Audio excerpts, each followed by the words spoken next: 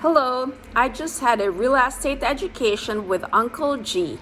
Hi, I'm Maria, and today's lesson is how to get a loan.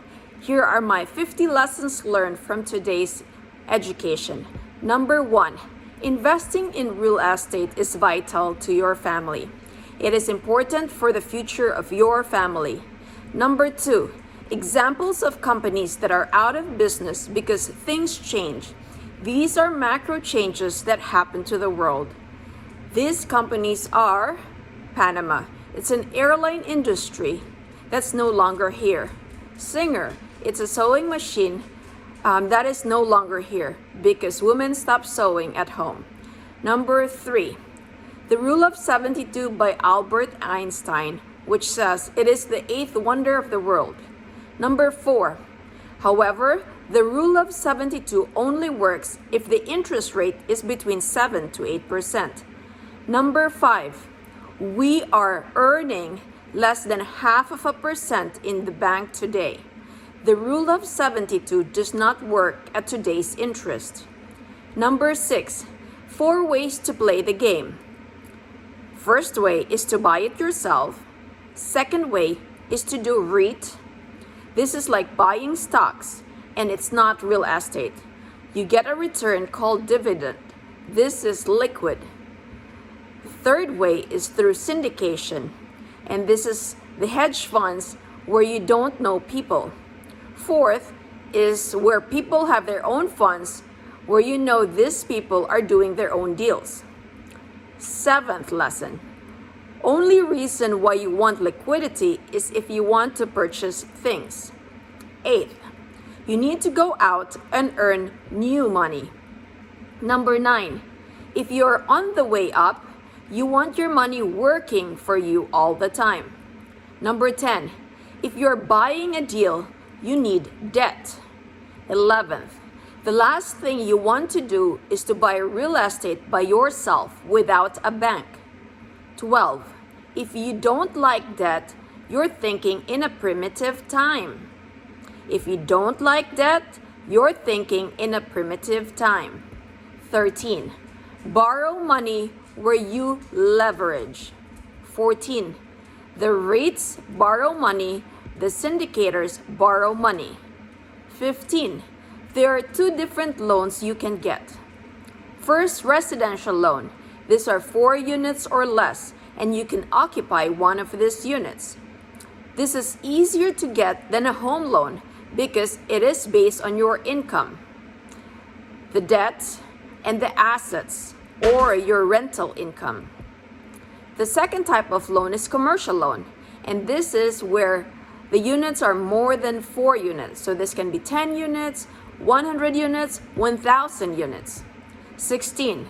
The bigger the deal gets, the more the banks are looking at the property and looking less of you. 17.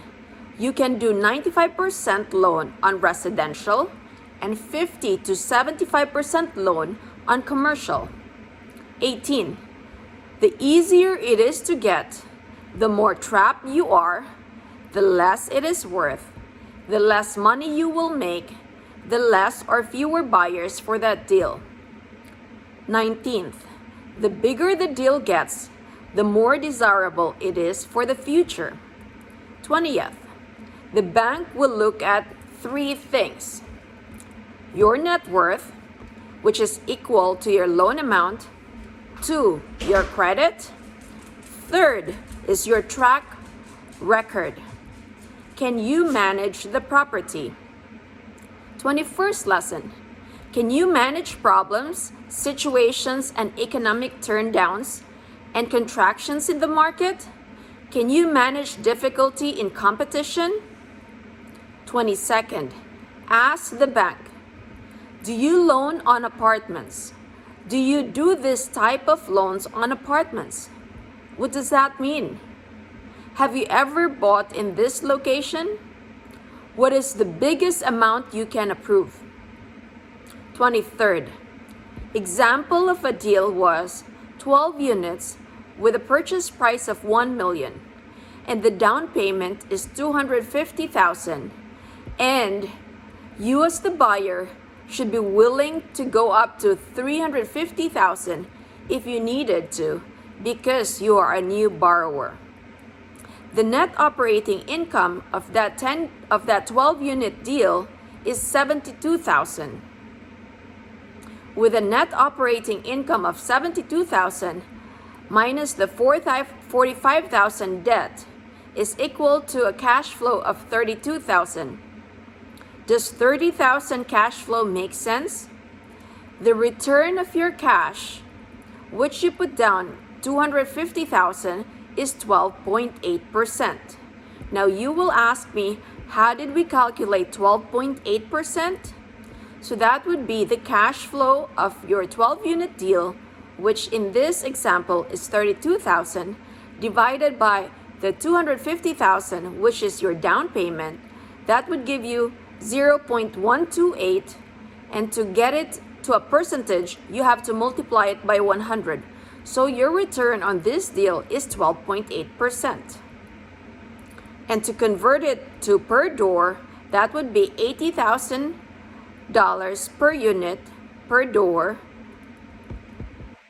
for that particular 12-unit deal, which with a purchase price of $1 million. 24th lesson. When you're pursuing a deal, you have to have the data and be willing to persist. That is why learning sales game is so important.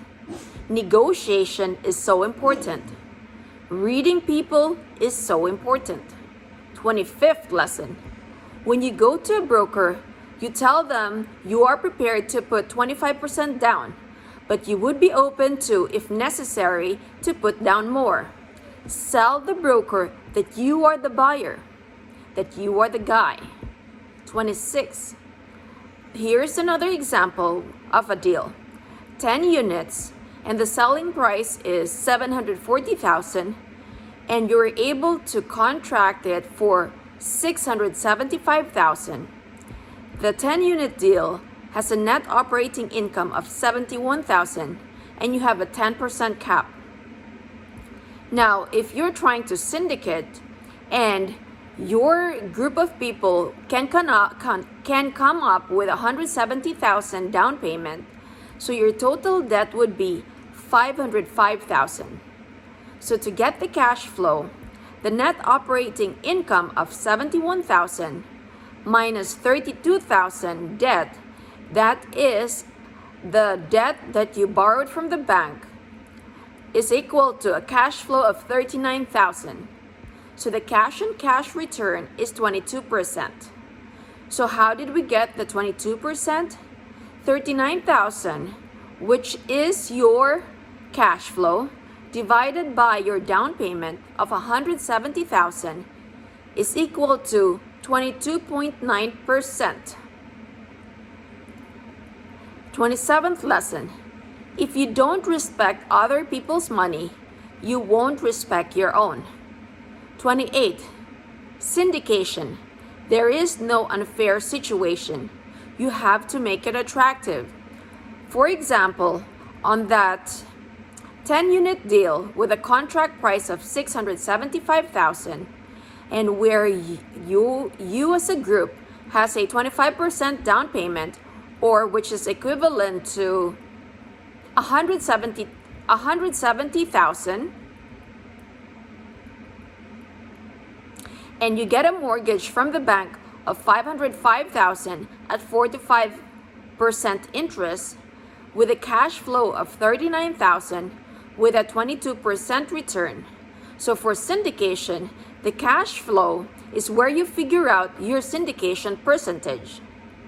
What Uncle G does is 6% interest on the money, and then he does 65-35. The investor gets 65%, while he gets 35%. The big score is the exit. How do we exit? What percentage does the syndicator need on the exit? The other syndicator guys do a waterfalls. At this level, I get this X percent. At a higher level, I get this X percent. So if you put down $25,000 in, and I put down $25,000 in, My 25,000 will be treated just the way your 12,000 will be treated. Even Steven, and I will do all the work. Number 2, me doing all the work, I make all the decision, the good, the bad, and the ugly. Third, how do you know the syndicator is doing the right thing? It's the number 3. Number 3 is making sure that the syndicator or that I do the right thing. And the third is because when he delivers the 6%, all of you gets the 6%. When he delivers higher than 6%, he gets this X%. And when he delivers a very high level of return, for example, above 16% return, then the syndicator gets all of them, 17 and higher. And in this example, his return was 22%. So anything from 17 to 22 is the percentage that the syndicator gets. His compensation will make sure that the syndicator, do the right thing. 29th lesson. Make sure you are dealing with real numbers. You're dealing with a real T12 or trailing 12 months. 30th. The bank will also ask you, do you understand that one day someone will pop up a building next to you and that will be a competition to you? What is the spread or the difference of your apartment versus your competition? 31. For syndication, there's a preferred return of 6% to your investors. And at the end of the year, provided there is cash flow, there is a payout of bonus of 4%. The goal is to double the money for the next 5 to 10 years.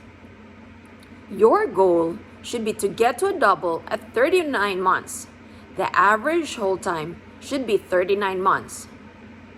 32nd lesson. There was a caller and she's a newbie. The newbie wanted to syndicate a $5 million deal in Hawaii. Question.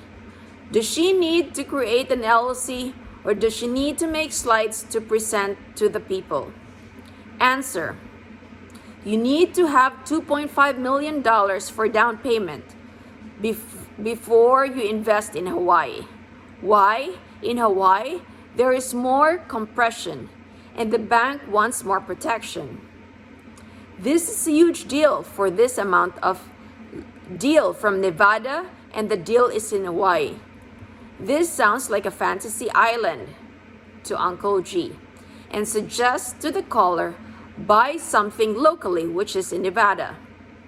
33rd, if you cannot make sense of the deal in your neighborhood, you cannot make sense of the deal in Hawaii. It's not about falling in love with a city because this is work. This is real work. 34. He prefers bank versus private persons. Why? The bank will provide you with protection. The bank will provide you intelligence. The bank will provide you cover. 35th lesson. The bigger the deal gets, the more intelligence the lender will provide you. 36. The first thing you need is the deal and money. 37. Spend your time and energy making sure that the deal makes money. That's the only reason you want to buy the deal. 38. The more issues the deal has, the less people will be looking at it. If you can get rid of the issues, that sometimes is where the value is. 39. You are going to waste the broker's time and don't even feel about it. 40th lesson. Figure out your pitch. I have the money and I'm going to buy this weekend. I'm walking around and I have to buy this weekend. My 1031 is about to end. Can you call me back right now? And if the broker doesn't call you, call him back and say, I haven't heard back from you. It's been 2 minutes. I need a deal. 41st lesson. Don't mention to the broker LoopNet when you make the call because that will kill you right there. 42nd lesson. You want to congratulate the broker on the deal he sold to. Hey, congratulations on the deal you sold on the other deal. I tried to get on it, but it's too late. 43rd, it's like buying a car. Don't tell the car salesman, hey, I'm shopping. Tell the car salesman instead, hey, I'm here to buy today. 44th lesson, put a couple of deals together when you start and start in your neighborhood. 45th lesson, ask the bank, do you do this type of loans? And be specific. Do you do this residential type of loans? I have 4 units, or I have 2 units. Or do you do this type of commercial loans? I have 8 units. It has a debt coverage ratio of. Here's another example where the deal, you have $100,000 mortgage and the deal pays you $120,000. It makes you $120,000. That's the DCR of 1.2. I have experience managing properties. If you don't have experience, then you say, I have experience managing property and it's a third party. My cash is coming from X. And the bank would reply, no, we don't do this loan. So your next question to the bank is, who does this kind of loans? Who does this type of loan today? And then go to them. Don't go to the hard money lenders first. Go to the local bank. Go to the mortgage broker. 46th lesson. If you don't have a net worth, make your mom a partner. Borrow her net worth. 47th. First thing is no. Do you know that you want to own this deal even if the deal does not make you any money? Do you know that you want to own this deal next week, next month? Do you know that you want to own this deal next time there's an economic contraction? 48th lesson. Because if I know that I want to own this deal long term, then somebody else would want to own this deal too. 49. If someone wants to own this deal, that means you can pay your loan off. 50th. If someone wants to own this deal, that means you can sell it and make some money. I hope you learned something from today's 50 lessons learned. Take care and God bless.